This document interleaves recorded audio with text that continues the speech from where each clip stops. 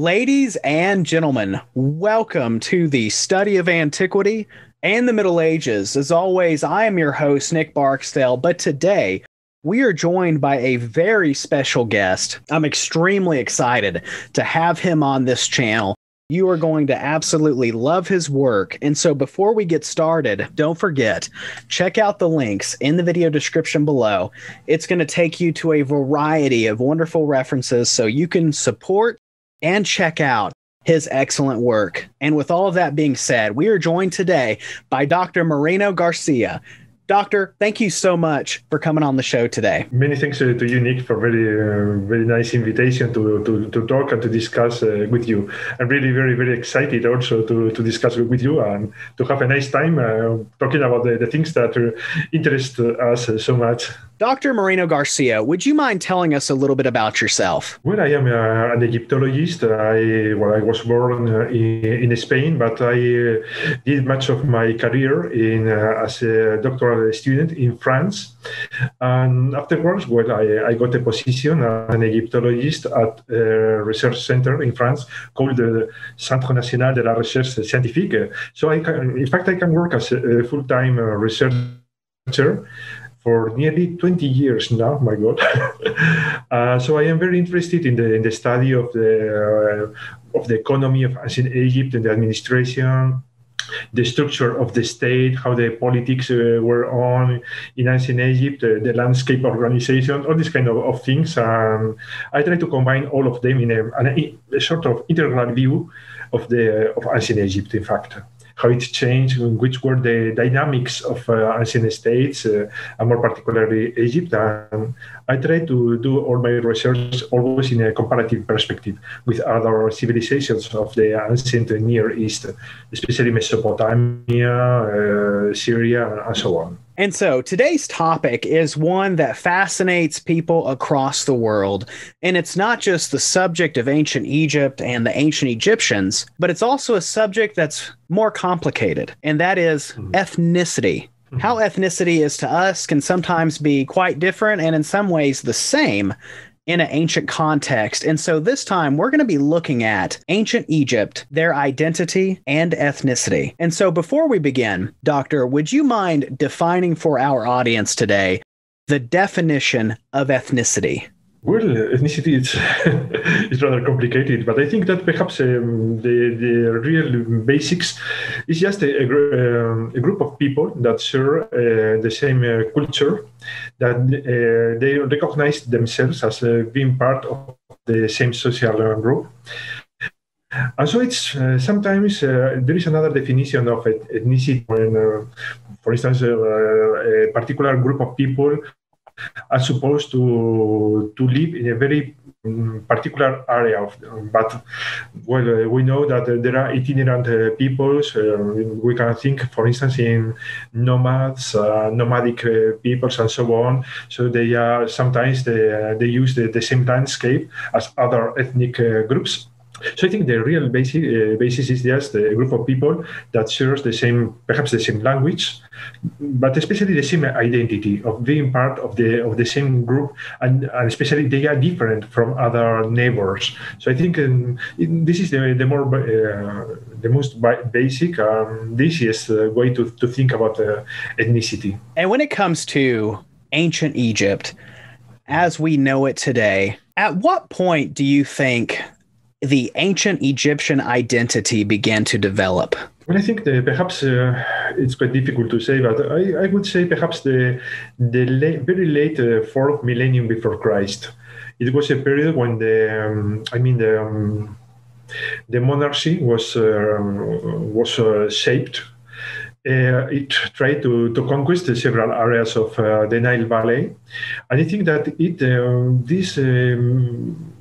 this raised perhaps a big problem for them, how identify Egyptians against other peoples. For instance, Levantine or Nubian, Levantine peoples or Nubian peoples, and so on.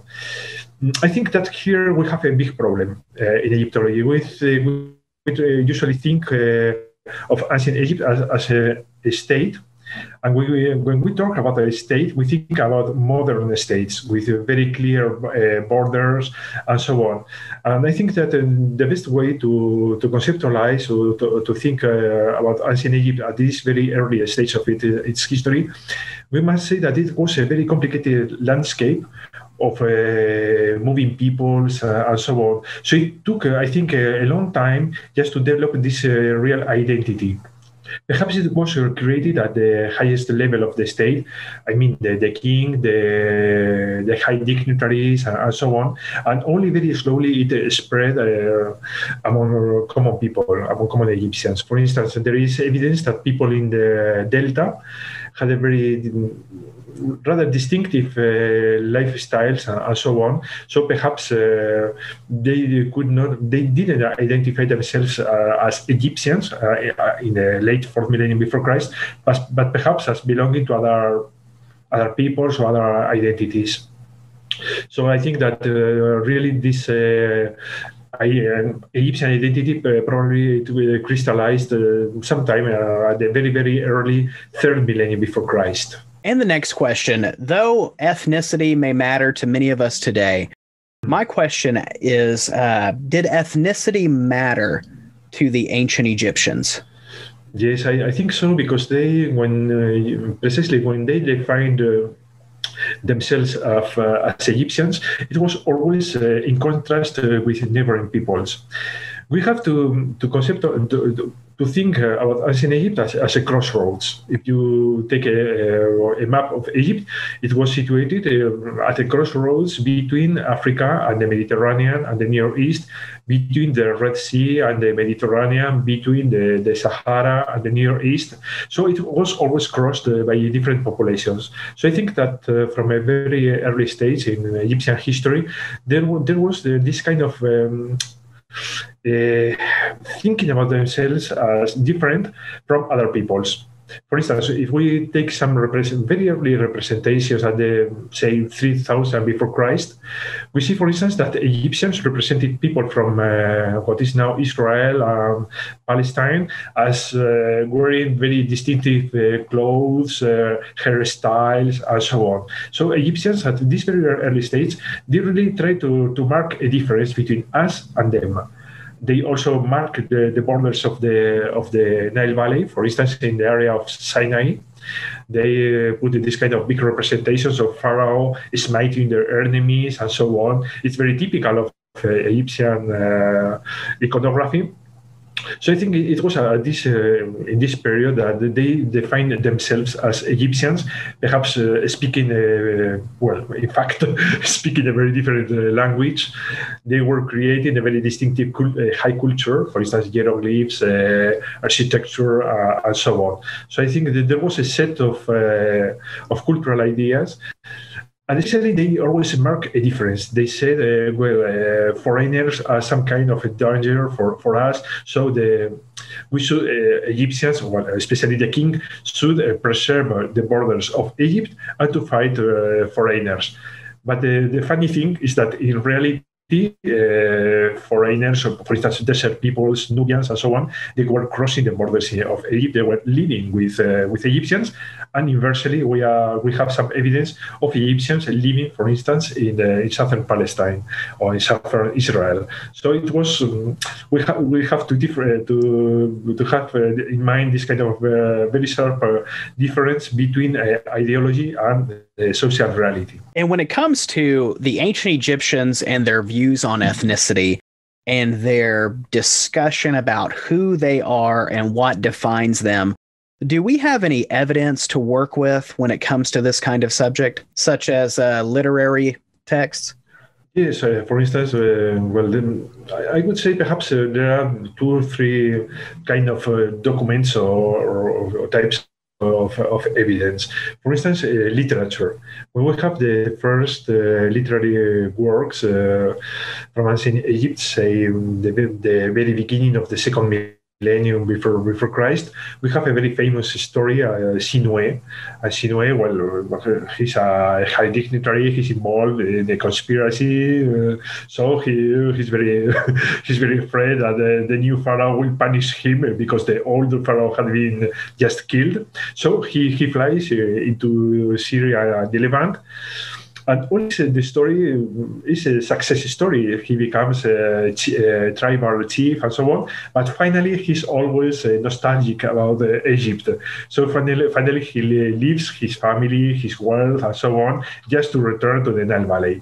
I think this was a very powerful idea in this period, because precisely the period when the Sinue was composed was a period of increasing contact between Egypt and the Near East.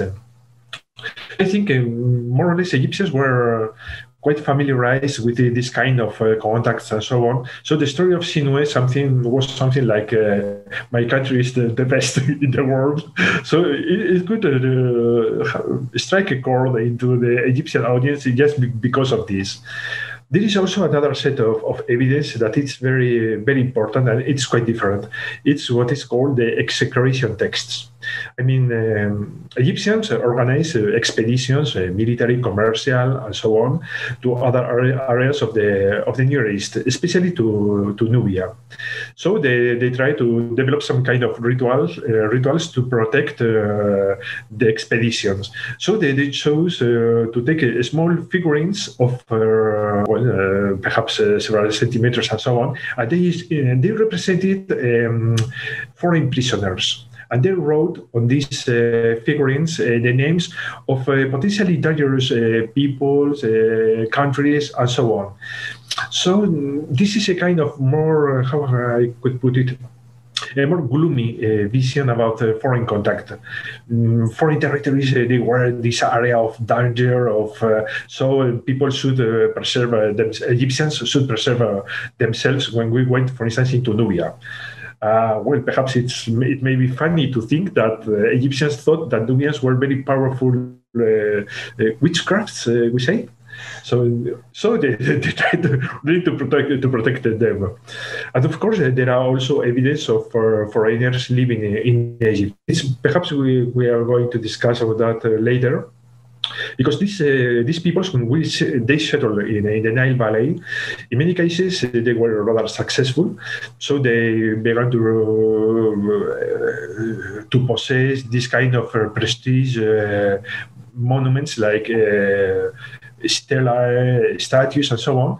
And sometimes they put, well, if you see the stela or the statue, you could not say that it belonged or it represented a foreigner. But sometimes these people, they put their names on an ethnic marker. For instance, aamu, that means Asiatic or Asian, or just nehesi, Nubian. So it's funny because they try to, they preserve this kind of original identity, even if they lived a very successful Egyptian life in the Nile Valley. One of my YouTube subscribers, Nam Anor, had asked if any kind of racism or prejudice, I think prejudice would be a more accurate term, existed in ancient Egypt towards, let's say, minority groups. Yes, well, in fact, there is a lot of evidence that foreigners were always conceptualized in a rather, sometimes in a rather negative way. For instance, well, it's always the domain of ideology. We have a lot of descriptions. As I put before, we should distinguish very carefully between ideology and more or less reality. So in the realm of ideology, Egyptians thought, for instance, that foreigners were always were poor, hungry. The only possibility for them to live and to be nourished was to penetrate into the Nile Valley. So kings were allowed them to enter and so on. There were this kind of very this kind of representations of foreigners, always very very slim, very really as starving people. So the Egyptians also represented foreigners, for instance, Syrians and so on, as living in countries where there was no annual inundation of the Nile. So they relied on rain. So it was much more uncertain. So they said, Egyptians always said, well, these countries are very poor. They can only live if Pharaoh allows them to live, and so on. And especially in periods of crisis, there was a recurrent topic in Egyptian inscriptions and literary texts. They say that a big danger is that Egypt may be invaded by these very aggressive, very dangerous foreign populations. And so in many cases, Egyptians, when they try to represent the subversion of normal social order, they imagine their country as having no king and being invaded by foreigners. But in fact, we know that in reality, foreigners introduced in the Nile Valley, they had their business and so on. In some cases, they preserved their own very distinctive culture. But in any case, I think there was this kind of prejudice, at least in high culture. Well, perhaps I can evoke. It's not exactly an example of this kind of despising foreigners, but we have the case of a Nubian very high dignitary in say 1400 before Christ, or something like that. He was a very successful dignitary in the Egyptian court.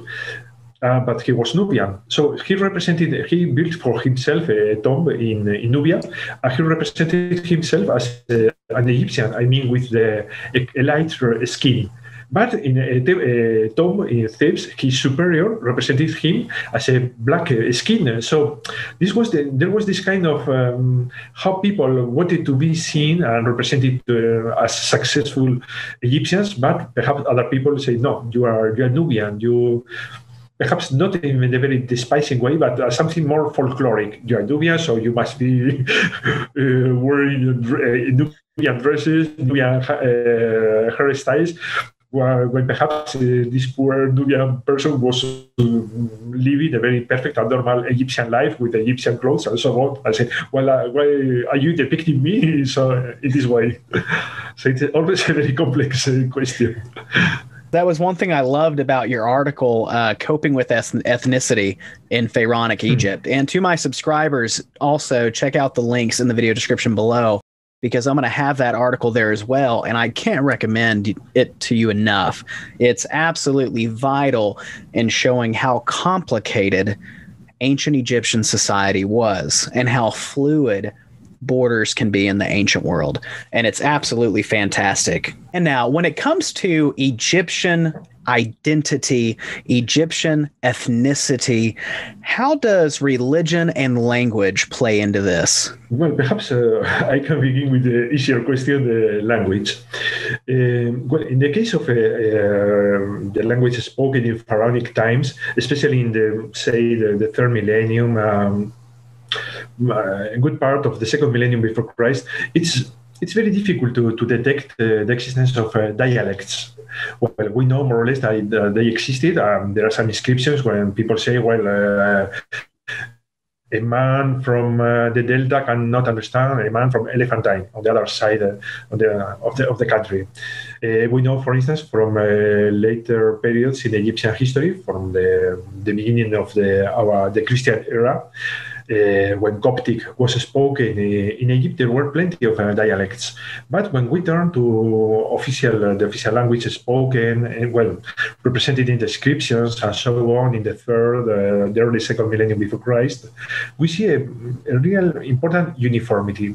So I think that this high culture really concealed these differences, these dialects, and so on. It's I think the same thing, for instance, when people try to learn, I don't know, German or something like that, there is a standard German, but in fact there are German people, they speak a lot of dialects, and sometimes they are not very comprehensible between them. But if you create a state, and you are the ruler, you need to get information, documents, and so on. Obviously, you cannot receive documents written in very different dialects and so on. You have to normalize the language. That it's very important. So I think that when the Egyptians developed the hieroglyphic writing, in fact, they also codified in a way an standard language, but perhaps people spoke dialects quite different. And sometimes in the provinces we can see small traces of these dialects. So we should again make a difference between the standard, the high language or the official language, and the real language spoken by people. Perhaps a high dignitary could not understand what a poor guy from a neighborhood, not very recommendable, of Memphis or etc. And so on spoke. In fact, like me, I am Spanish. If I understand sometimes the dialect of people living in some particular areas in Madrid or Barcelona, I understand nothing at all. So this kind of argot. As for religion, I think it's different because there was this kind of national cults, we may say, but we also know that very local cults were very important. They were distinctive, for instance, for a particular city, a particular town, a particular region, and so on. And they were absolutely crucial for emphasizing the local identity of people.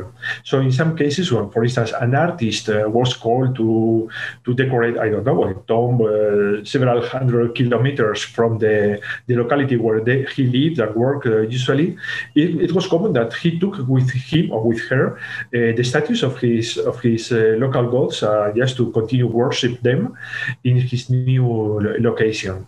Well, I think that perhaps people who are seeing this program, they are familiarized with the name of Deir el Medina.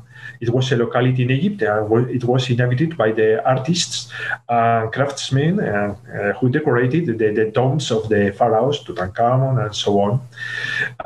In some cases, they were called to work perhaps at elephant time, I don't know, perhaps 200, 300 kilometers to the south. So they brought with them their gods just to continue worshipping them. So sometimes this is very useful because the Egyptians used these local gods to, I don't know, to use them to compose their own personal names. So in some cases, this is very useful just to detect the geographical origin of some people in other areas, living in other areas of Egypt. So I think that the Egyptians were really very proud of this, of their local roots, and religion was really important for them just to achieve this goal. Your talk about, Egyptians bringing their gods with them, so on and so forth. Do you think when it comes to, let's say, the cult of Isis, we know that Isis is obviously a cult in Egypt, but we also know that Nubians had a cult for Isis as well. Do you think that could be from Nubians coming back from Egypt or Egyptians going into Nubia? Well, I think it's complicated. Perhaps we should understand things other way. There are these kind of feminine cults, Egyptian feminine cults, that were really very important because they allowed people from different cultural backgrounds, if you prefer, from different ethnic groups, to collaborate, to have some common cultural ground. For instance, and it was very important, Isis in late periods, but Hathor, goddess Hathor, in earlier periods, this goddess played exactly the same thing. And it's something really fascinating that some archaeologists are working about on a very large geographical scale, covering most of Eurasia.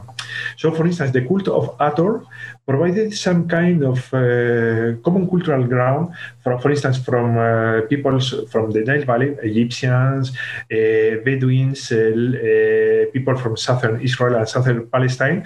They built a common sanctuary, for instance, at the mining area of Serabit el Hadim in Sinai, or at the copper mines in Timna in the Levant. And it's always Hathor, the temple of Hathor. So Hathor became really, or provided this kind of common cultural ground. And so people from different, Egyptians, Bedouins, people from the Levant, and so on, they worship this goddess because in all these cultures or all these ethnic groups, in fact, had this kind of goddess that was more or less assimilable or comprehensible for them. For instance, Egyptians also navigated to Byblos in Lebanon. Archaeologists discovered more or less a century ago a temple called the Obelisk Temple at Byblos, and there was Hathor was worshipped there. So I think that in later times in Egyptian history, perhaps Isis was the goddess that in some way replaced Hathor in this role. Well, it's a very complicated thing because this kind of feminine cults finally were vital for different peoples to meet together and especially to do business, because there is also another important dimension in Egyptian temples. There were places where traders met made business. So perhaps they were confident if this kind of familiar feminine goddess was in some way sanctified, if we can say, the commercial transaction that was taking place there. So, for instance, Egyptians used small figurines. They were very distinctive. They began to be introduced in Egypt at the late 3rd millennium before Christ. But the crazy thing is that you can find very similar figurines spread all from the Greece to Afghanistan in different forms and so on. So it's really very, we can see that really this kind of feminine cults were very important for traders and so on, perhaps to establish some kind of common basis of confidence to make business. Let's pick a time period. Let's say the Bronze Age, for example. Mm-hmm. What different ethnic groups could we expect to see throughout Egypt during this time period? Well, let's say, for instance, at the very beginning, we could find, especially Nubians. At say the 3rd millennium before Christ, well, I don't know if it is very symptomatic or not, but one of the earliest archives in Egypt is what is called the Papyrus. Jebelain is a small town, say perhaps 100 kilometers south of Thebes, more or less. And the papyri describe the population of several villages in this area. So the people are classified according with their professions or their normal occupations. And some of them are defined as Bedouins. Well, the exact term is the people living on the sand. So it's funny, yes, to discover that in a very remote area and so on, there were Bedouins living a normal life with their Egyptian neighbors. But it's especially archaeology that reveals the presence of Nubians that crossed the southern frontier of Egypt. They settled in the Nile Valley, for instance, north of Elephantine, at the area of Ombo, Hierakonpolis, and so on. They were buried in distinctive cemeteries, different from those of Egyptians.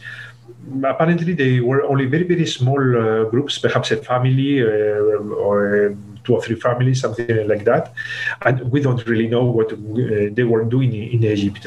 Sometimes we think that they were mercenaries, but in many cases, perhaps they were just simply herders that proposed their services to the local population, or just traders trading with aromatic plants, even gold, and so on.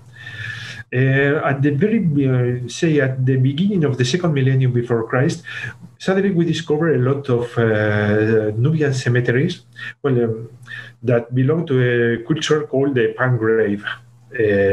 So there are plenty of cemeteries all in southern Egypt and Middle Egypt, and the pottery has been found even in the delta.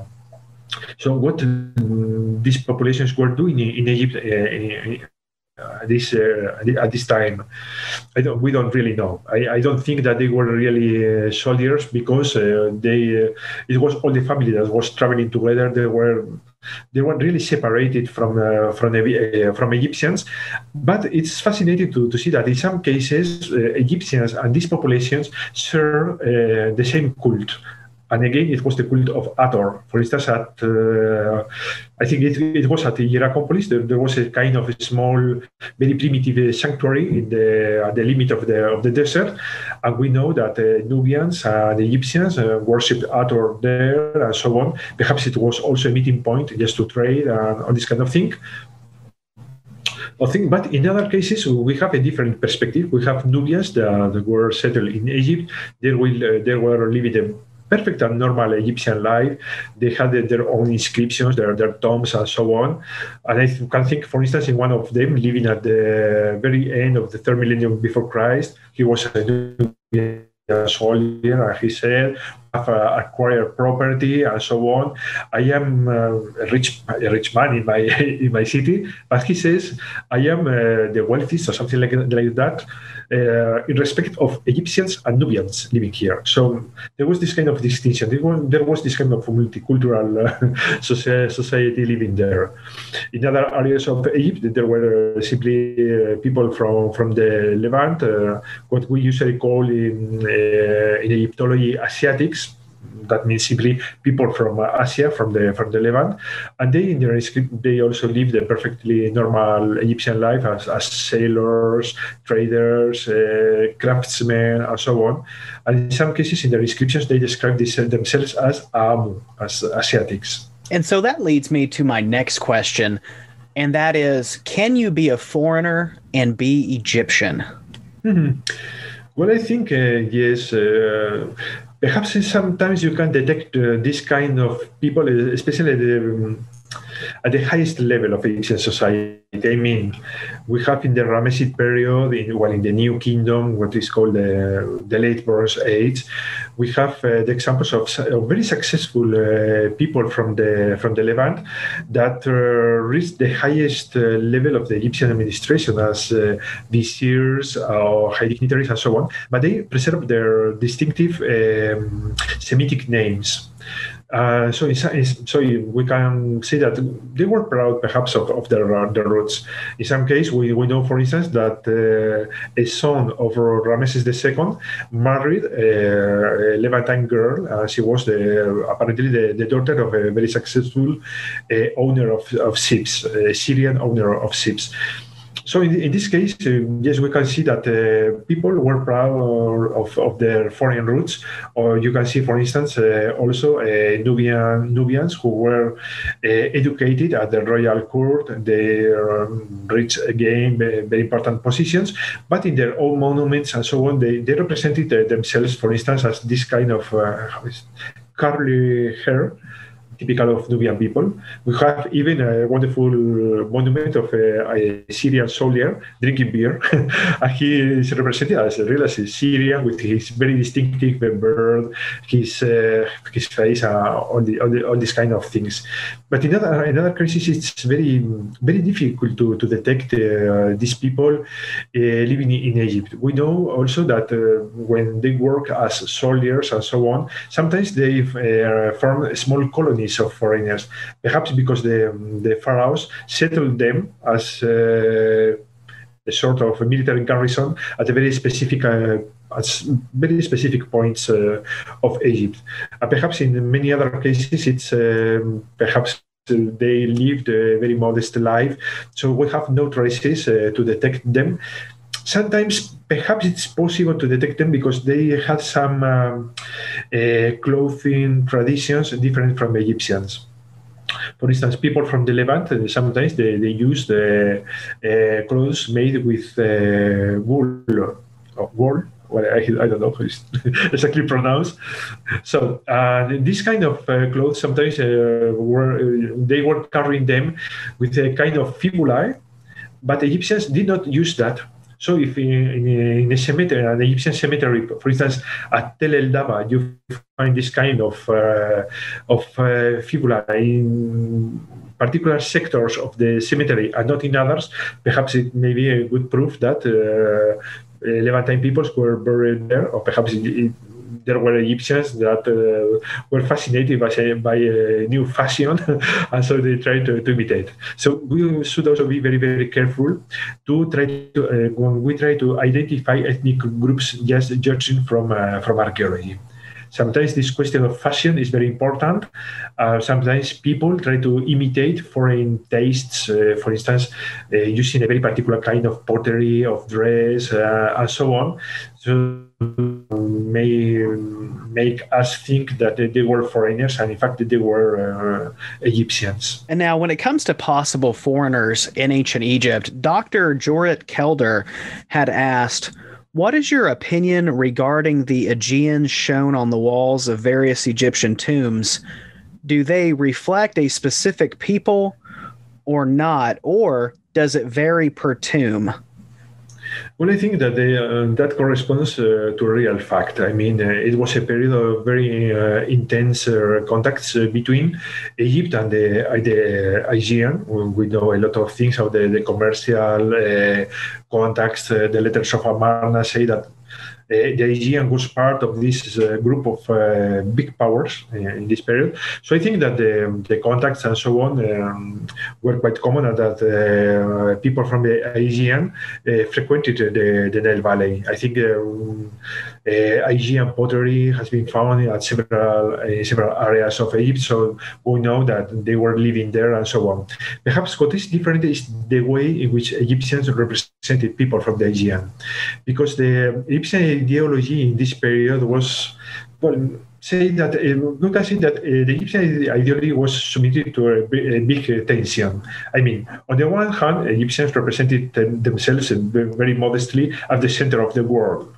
But in this period, they were fighting foreign powers that in some way they were putting limits to Egyptian expansionism and so on. So it was very difficult to reconcile reality and ideology again. So the Egyptian way to represent foreign peoples was always the same, as carrying offerings and tribute to the king, because the pharaoh was the center of the world. Perhaps Aegeans saw the things other way. They were simply traders, merchants, and so on. Perhaps there were diplomatic contacts.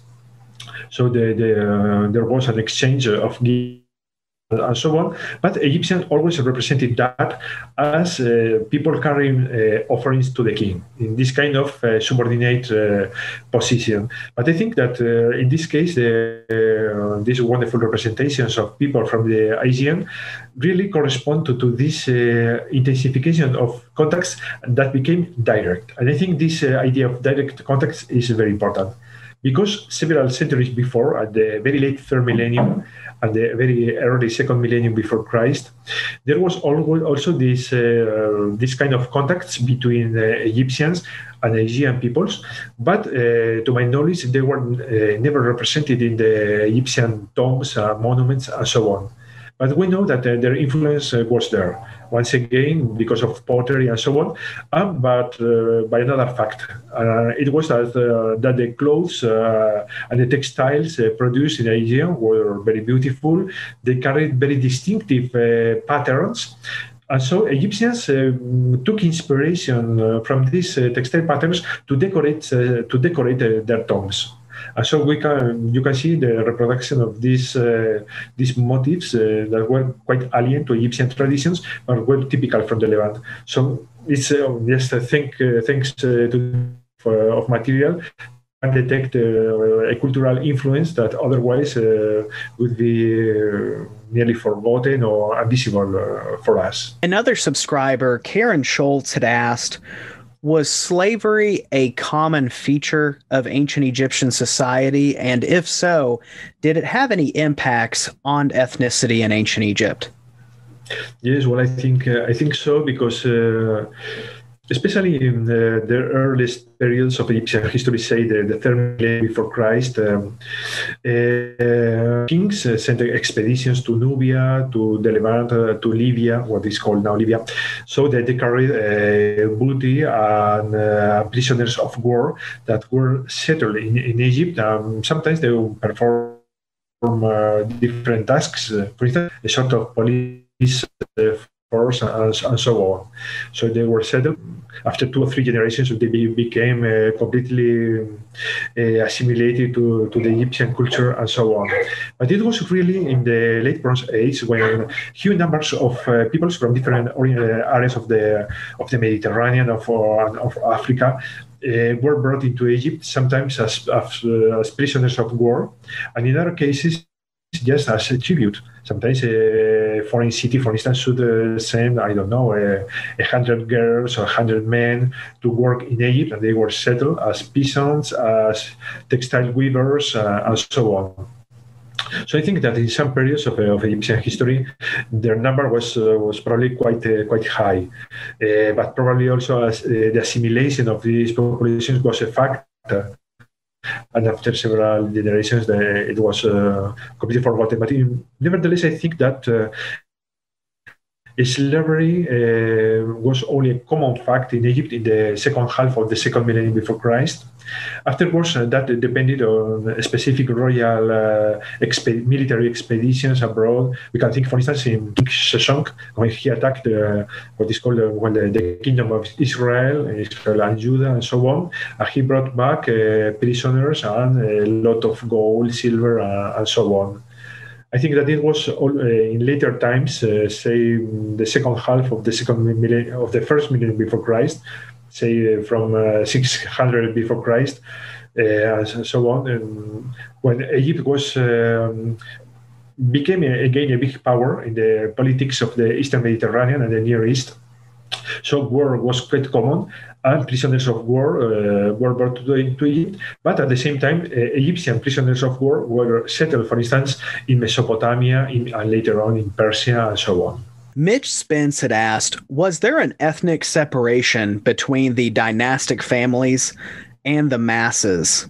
And if so, when do we think this separation began? And is there a point to where foreign dynasties stop being foreign and become Egyptian? Mm-hmm. Okay, well, I think perhaps he's thinking of the Ixos or perhaps Nubian, sometimes Nubian peoples and so on.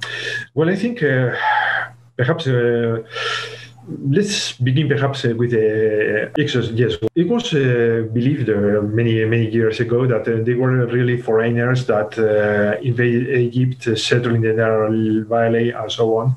Nowadays, we think that in fact it was a local population from the area of Avaris and so on. That became a very important harbor at the beginning of the second millennium before Christ. So after a couple of centuries and so on, there were a lot of Egyptians, but also a lot of foreigners living there. So they created some kind of Egypto-Levantine culture, and at the same point, at some point, it became an independent polity. So what is funny is that in some way, these new local rulers or leaders, they thought that if they were to consider themselves as kings, the Egyptian ideology wasn't enough. It was not so, perhaps, so integrative. So they took a very curious solution. It was just to represent themselves as Heka Hasut, leaders of foreign territories. That means they assumed on a very conscious way that they were not really Egyptian pharaohs, even if they took elements from the ideology, the representations, and so on. They preferred to represent themselves as some kind of foreigners, perhaps because it was easier in this way to be understood and to be accepted, but say peoples from the Lebanon, the Levant, and so on, that were having a lot of commercial interaction with these populations. So it was a very particular solution. In the case of Nubians, it was perhaps different because, say, what is called in Egyptology, the Egyptological jargon, the 25 dynasty, it was a Nubian dynasty that conquered Egypt, say, around 700 before Christ, something like that. They ruled Egypt for more or less a century or something like that. And so they were involved in fights with the Assyrians, the big Near Eastern powers of this period. when they conquered Egypt, Egypt was fragmented in many different political powers. So perhaps they found, in this case, they found most useful to present themselves as legitimate pharaohs. So there are a lot of inscriptions where they present these small local Egyptian kings as some kind of not really legitimate, but the real legitimate power were the Nubians themselves. So they try to do what a normal pharaoh would do. In these cases, they built a temple, or they added monuments to the Egyptian temples. They used the hieroglyphic writing, or this kind of things. But they follow a very Nubian policy. I mean, they were fighting, for instance, the Assyrians for the control, I think, of the aromatic trade of plants from what is nowadays Eritrea and Yemen. It was very, very lucrative. All these trade routes arrived into what is now southern Israel, the area of Gaza, and so on. So the people who control this trade could become very, very rich. So Assyrians and Nubians fought to control this area. Obviously, Nubians, if they try to control this trade, they had to control the Nile Valley. So they developed this idea that they were the legitimate rulers, but at the same time, they respected these local kings, provided they accepted the superior authority of the new pharaoh. Yes, I think these are two very good examples. We can also perhaps mention other cases in which, for instance, foreign women, princesses and so on, arrived into Egypt to marry Egyptian kings. And in some cases, they preserve their own network of contacts with their countries of origin, perhaps an exchange of messengers and so on. But I think they preserve their Babylonian, Hittite, or Syrian identity. When it comes to the 25th dynasty, a lot of people are going to commonly call them the Black Pharaohs. You see it online, there's books written titled that, so on and so forth. Do you feel like that distinction has to be made? And how I ask that is, I've noticed online, a lot of people don't seem to think that for some reason you could be Black and be Egyptian. And I've always kind of disagreed with that, because I feel like even though the ancients weren't colorblind per se, I feel that you could be Black and be Egyptian. Would you say that is correct? Yes, I think so. For instance, as I told you before, this kind of, for instance, of Nubian warriors that were settled in Egypt. At some time, they were living a perfectly Egyptian life, and they collaborated with the Egyptians and so on. I don't know if you have in mind, for instance, it's the representation of people carrying a Colossus statue. There are rows of people, of young people, young soldiers, something like that. And you find Nubians, Egyptians, Libyans, and so on. There was this kind of idea that the local rulers rule, in fact, over a, say, multicultural society, probably in which the military component was quite important. Military contingents made Nubians, of people from Asia, from Libya, and so on. So I think it was perfectly normal that these people, they were Black, so they married the Egyptians, or inversely, Nubian women, they married Egyptians, and so on. I think there is some evidence, for instance, in the documents of the New Kingdom, of this kind of, of marriage between people from different geographical or cultural or ethnic roots. I think it was no problem at all. As I said before, they could reach very important positions in the kingdom. And for instance, in the late Bronze Age, it was quite normal that very high, Nubians, a very high local position, they built their wonderful and excellent tombs in Egyptian style. They reached important positions in the Egyptian administration, so on. So why not, when Black people or people from Nubia, they became pharaohs, well, they continue to represent themselves, sometimes with their very distinctive physical characteristics, and so on. It was, I think, no problem at all. Yeah, because that's what I've noticed a tendency online. And modern DNA studies, and we'll come to that later, has kind of shaped a lot of people's viewpoints to a point that I feel like they misconstrue the findings. And I've seen it so many times. People will say, oh, well, there were no black Egyptians, or, you couldn't be this and be Egyptian. And I feel like it's not that simple. And I feel like that's one thing that always made ancient history so great, is the fact that it is so complicated. And especially in ancient Egypt, I think one of the things that made them great, obviously you have uniformity, but there's so much more to it than that. There's the underlying multicultural societies that made Egypt as awesome as it was, Yes, no, as I said before, Egypt was a crossroads.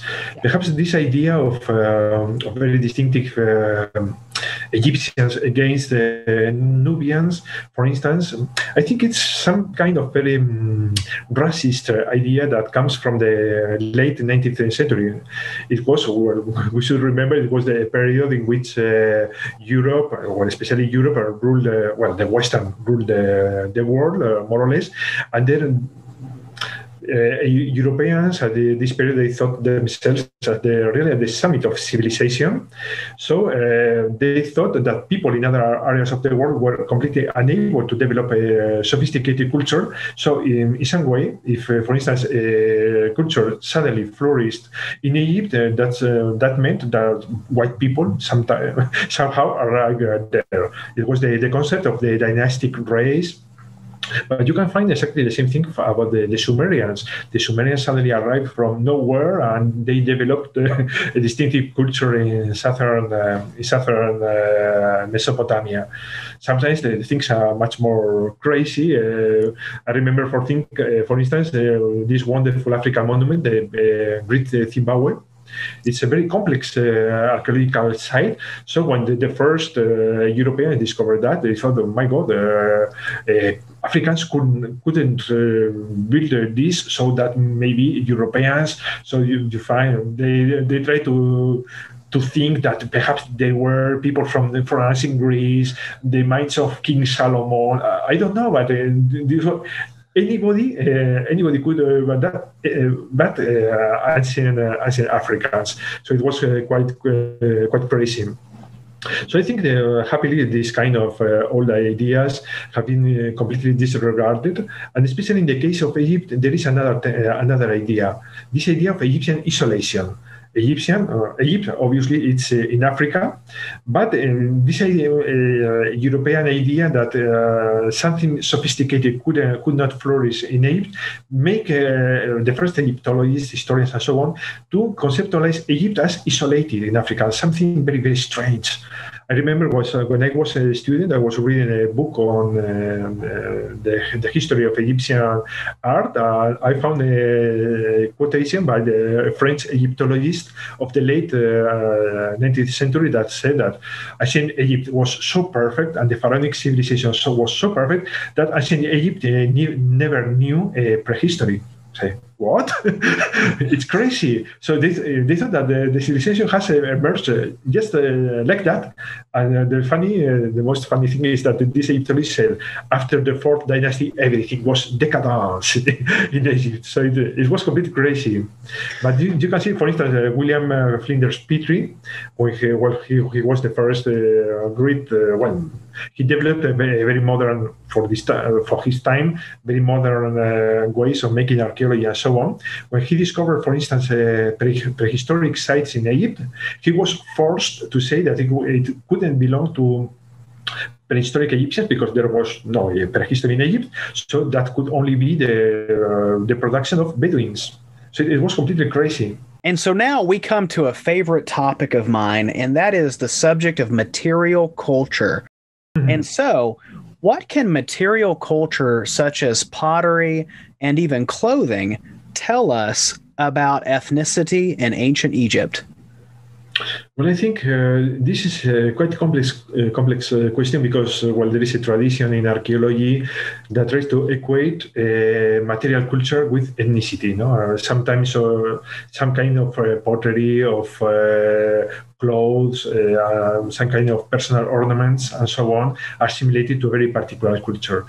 I think that. We must be very, very careful. Perhaps in many cases, I think that this idea of fashion is is really important. For instance, especially in areas of Egypt where there was intense contact between foreign peoples. For instance, Elephantine. In Elephantine, there were plenty of Nubians living there, making their business and so on. So we find Nubian pottery and so on. The same thing from about people coming from the Asian and so on. For instance, that influenced the way in which, for instance, sociability took place. Perhaps at a given moment it became fashionable to drink, I don't know, Asian wine in Asian cups. But if you find this kind of material in an Egyptian house, you can think, for instance, that the house belonged to a person coming from Greece, or a family coming from Greece, when in fact it was a perfectly Egyptian family trying to show that they were richer than their neighbors and they had more sophisticated tastes. I think that perhaps when we can find more important differences at the level of very, very modest commodities. I mean, perhaps a very modest Nubian cup or something like that may correspond to the presence of really a Nubian person because, well, I don't, perhaps a rich Egyptian was not too interested to use a very modest bad quality Nubian cup to drink something, no?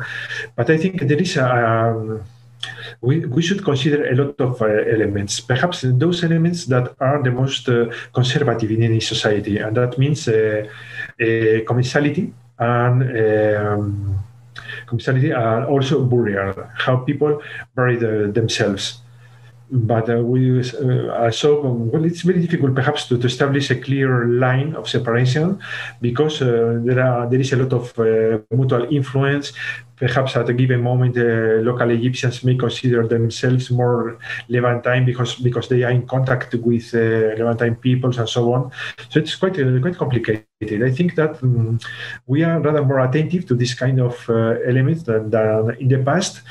But it's quite difficult to detect. It's very difficult to detect that particular person was Nubian or Levantine unless there are a lot of elements about burial clothes, material culture, personal ornaments, and so on. I think so. That's a really good point to make about being careful about that, because it's like if you look at, let's say, Roman history, for example, you have Celtic-speaking peoples dressing like Romans, when there is a distinction there in some cases, and in some cases you find out that women in Rome are adopting Celtic women dress styles or hairstyles, and so you can definitely see how.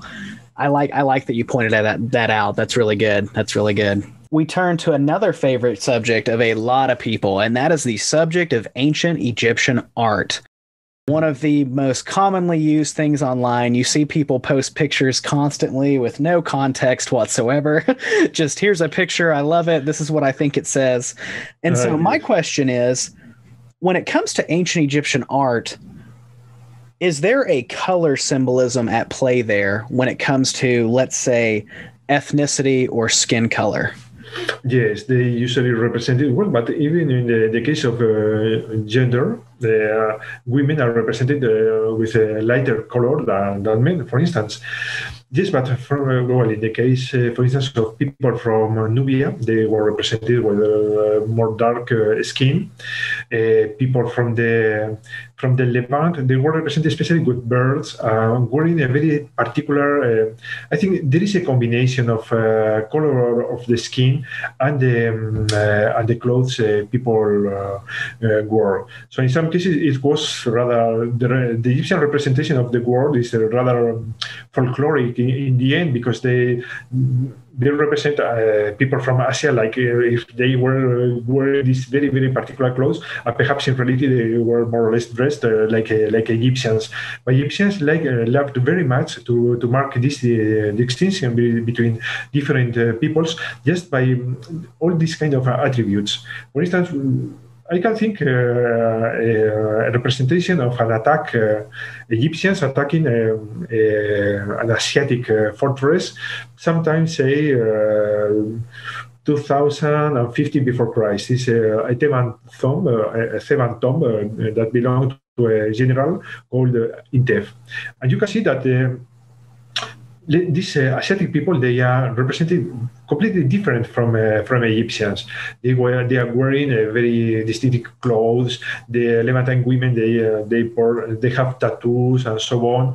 So this representation marks a very clear difference.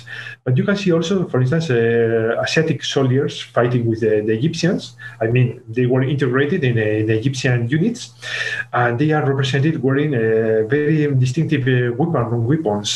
A very particular kind of axe called duck bill or something like that. But perhaps in reality they were more or less using the same kind of weapons, Egyptians and Asiatic peoples and so on. But yes, I think in some cases there is a representation of foreigners in the Egyptian ideology is what is called the 9 bows. The 9 bows are supposed to represent all peoples surrounding Egypt. So each people is represented by a person, usually a male, and in a very, very particular way. Libyan is different from a Nubian, even if they were both of them wore feathers on their heads. Libyans are very similar also to Levantine peoples, but their clothes were different and so on. So it was, I think, rather folkloric. It's like sometimes people think that British people sometimes think that French people, they all wore this kind of berets. I don't know how is it called in English and so on. Not all.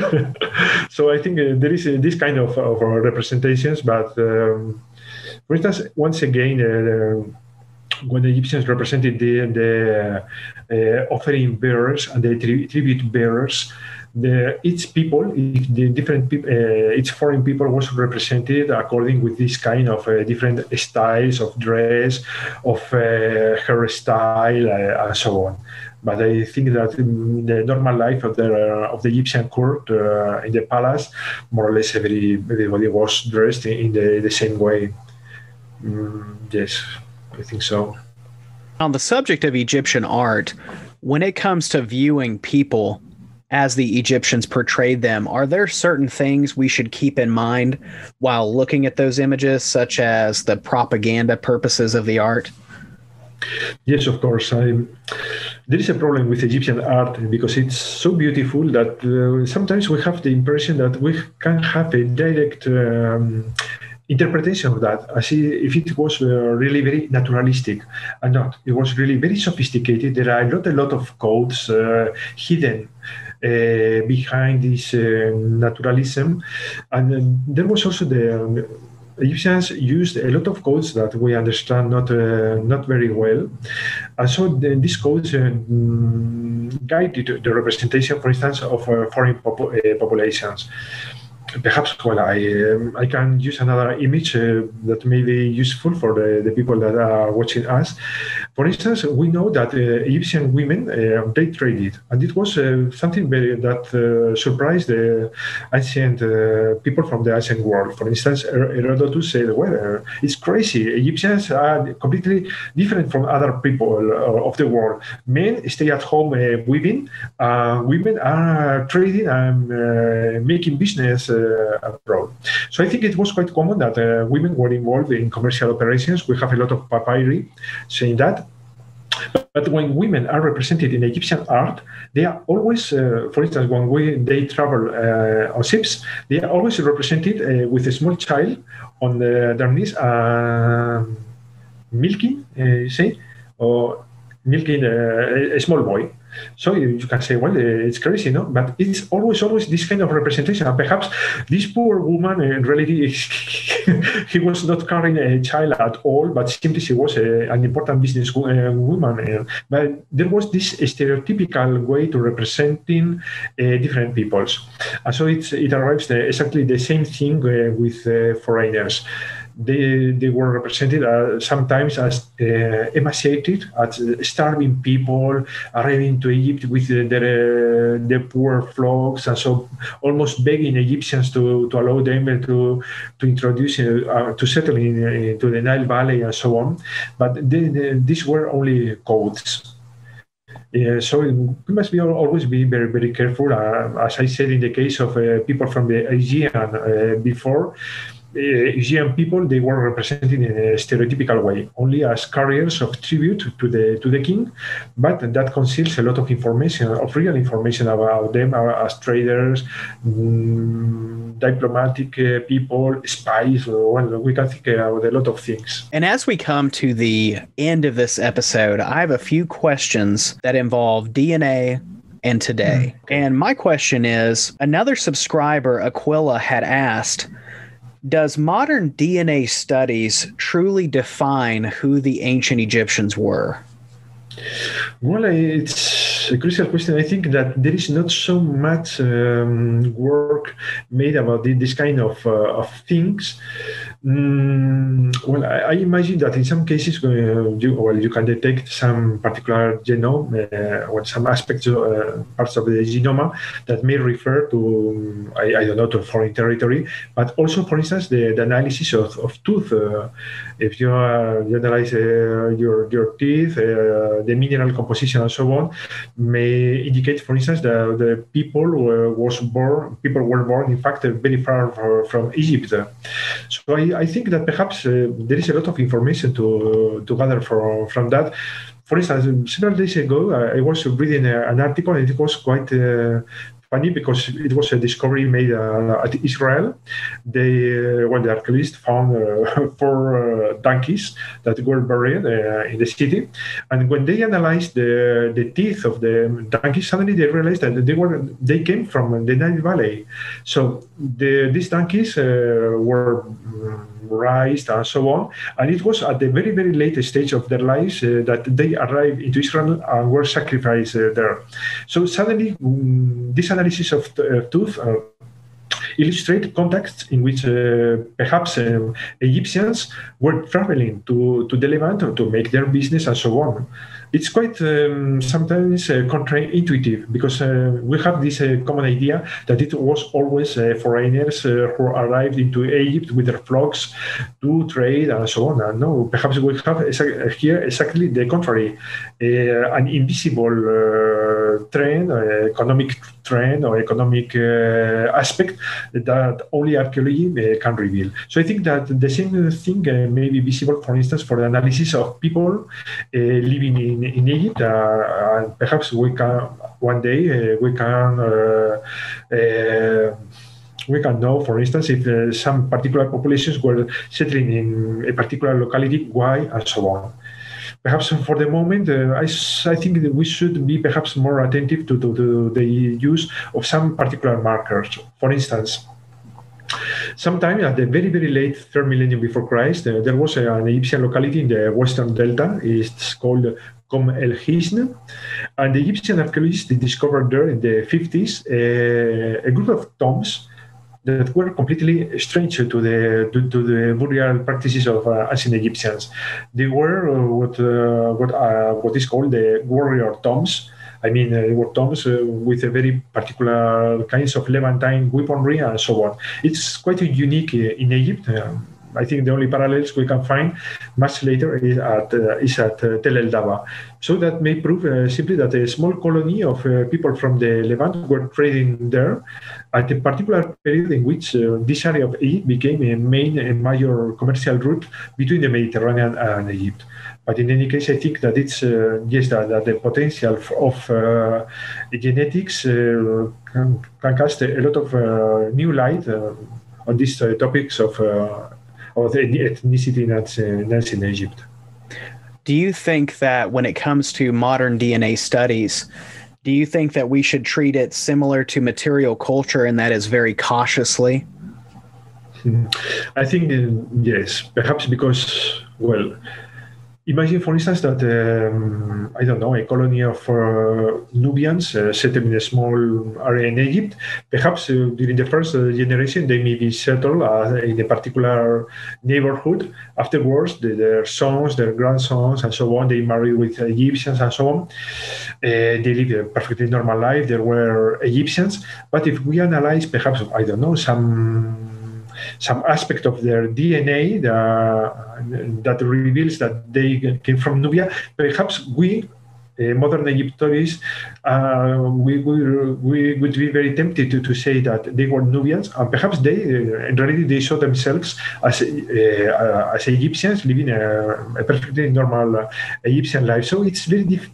I think we should be very, very cautious. Perhaps we find, I don't know, that they were still practicing some very distinctive religious cults or something like that. We can say, well, they remain as a separate community.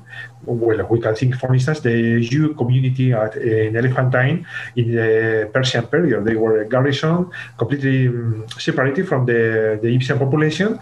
They had a lot of conflicts with them because of religion and so on. But in other places, I think that it's very difficult to find that this kind of very, very specific communities were really separated from the Egyptians. Perhaps the only exception is the case of military personnel. We know that they were settled sometimes in specific colonies. But I think that after a while, probably they simply, by intermarriage and so on, they became assimilated into the main Egyptian culture. And now, Methodist asked a very controversial question, and that is, are modern Egyptians mostly the same as the ancient Egyptians? And if not, why? Well, I don't think so, because there has been a lot of, as I said, Egypt is a really crossroads of populations. You can imagine, for instance, in the Greco-Roman period, there were tens of thousands of Greeks that were settled in Egypt. For 2 or 3 generations, perhaps they preserve their Greek identity, but we know that they became bilingual, they married Egyptian women, and so on. So there was a contribution from people from Greece, from Rome, and so on. We also know that at the end, for instance, of the Roman Empire, there was a migration of peoples from Algeria to the Nile Valley, and they settled there and so on. There was, of course, the arrival of people from Arabia when the Arabs conquered Egypt in the 622, perhaps something like that. So, and there was a massive arrival of Arabic people. Once again, Egypt was also a crossroads, so the Red Sea harbors were used by people from all North Africa to do the annual peregrination to Mecca. So we know that in many cases they settled in Egypt. Cairo became one of the most famous and biggest universities in the Middle Ages. So it attracted a lot of people from the Arab world and so on. So I think that the contribution of Ottoman peoples and so on was very important. So I think there is all these populations were assimilated by Egyptians, but I think that in some way they marked a lot of aspects of culture. For, I don't know, perhaps the analysis again of the ADN DNA may contribute a lot about this kind of things. But we have texts that speak about the arrival of tens of thousands of people that, well, it's forcibly they have left their mark in this space, in this kind of melting pot that it was Egypt. As it happens always with this kind of crossroads where people from different origins meet. At the end, they develop a single culture, but they come from very, very different geographical origins. And another subscriber, none other than Woden, 1809, asked, Are there, in your experience, conflicts over the legacy of the ancient Egyptians today in modern politics in Egypt? Well, sometimes I think yes, because I could say that there are perhaps two questions. No?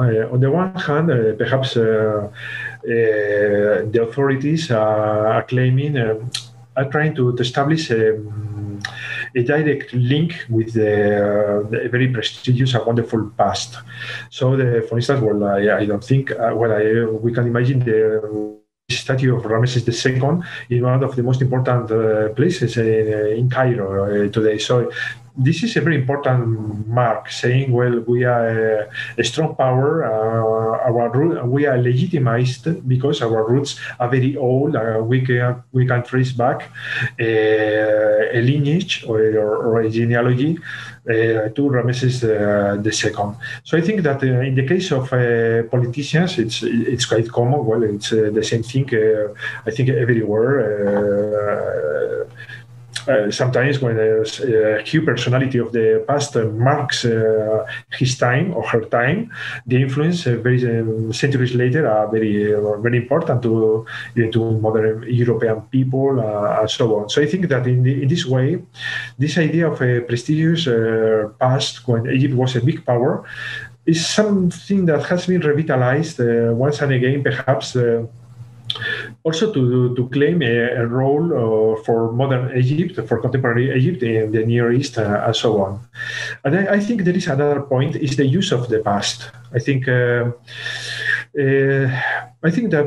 for instance, Egyptologist like Saïd Hawass, who has been the director of the Service of Antiquities in Egypt, has made a really big effort to try to make Egyptians conscious about the importance of their pharaonic legacy, and to make them be really proud about these realizations, about the culture, and so on.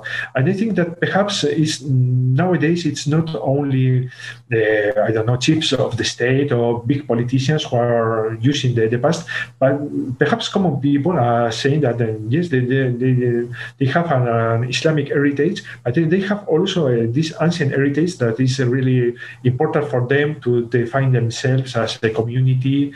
In time, it's really crucial for any community.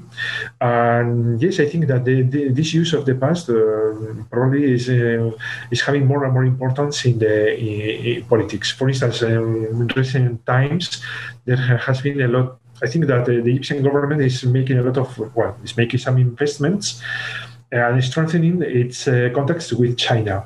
And suddenly you can see how the Egyptian past is also used to strengthen this idea of connectivity, of maritime contact. I don't know if you remember, perhaps, 10, 12 years ago, there was a documentary showing the reconstruction of an ancient Egyptian ship navigating the Red Sea. So there is this kind of idea of connectivity, so on. I think it may become more and more important because in the end, there are two cradles of civilization in China, in Egypt. Well, we know more or less that there was no direct contact between them, but this idea of connectivity also may prove rather important, I think, in my opinion. So the Egyptian past can be used again to stress and to emphasize this idea of a crossroads who was very important and that was very perfectly integrated in Eurasian archaeology and the Eurasian commercial networks of exchanges. I think it's one of the most important paths for archaeological research in the future. When it comes to the development of two new religions, and that is Christianity and Islam, we know that both of these religions are going to expand throughout the world, and especially in the ancient world for Christianity and the early Middle Ages for Islam. And my question is, when Christianity and Islam, but especially Christianity because it got there first, would you say that it completely changed Egyptian ethnicity and identity? Well, I think identity, yes. Ethnicity, I think not, because simply Egyptians changed their faith. They became Christians, so they began writing the Holy Christian books in their own language, in Coptic. So I think when they began to write the scripture, the Holy Scriptures, in their own dialects, and I think there was not really a big change. Perhaps it was almost the contrary. Monasticism and Egyptian monks influenced the European monasticism, and so on. So I think that they were more influenced on Europe, but that didn't imply the arrival of Europeans or something like that into Egypt. So I don't think so that in this case the change of religion was. Had a major influence. I think we have no traces of the arrival of I don't know, tens of thousands of people from Byzantium, from Syria, and so on into Egypt, or even from Nubian, that was Christian at this period. I think that in the case of Islam, yes, because it was really conquered by a political power. I was talking, yes, about the Islam. Well, in the case of Islam, it was the arrival of a new religion, but especially a new political power. So that means that there was the arrival of thousands of soldiers, of administrators, and so on. And continuously, there was a continuous arrival of people who went to study at a big university in Cairo. It attracted scholars from all the Islamic world, even from medieval Spain, and so on. So I think it was quite different, the case of Christianism, and especially when the Islam arrived into Egypt, gradually to replace the Christianity. But I think that also after perhaps a century and a half or something like that, even Greek, that was used in administration and so on, disappeared. And this is something that has surprised historians, because Greek disappeared, for instance, from most areas of the Near East, where it had been spoken for centuries. So I think that the cultural impact and the cultural influence of Arabic culture, Islam, so on, was really enormous. In the case of medieval Spain, it was exactly the same thing. After 2-3 generations, most of people became fluent Arabic speakers. So I need to replace Latin language and so on. Ladies and gentlemen, thank you all so much for joining us here today at the Study of Antiquity and the Middle Ages for an awesome episode from a very gracious guest who has patiently guided us through a very awesome subject, and that is the subject of ethnicity in ancient Egypt. Dr. Moreno Garcia, thank you so much for coming on the show today. Many thanks. It was a real pleasure to talk to discuss with you.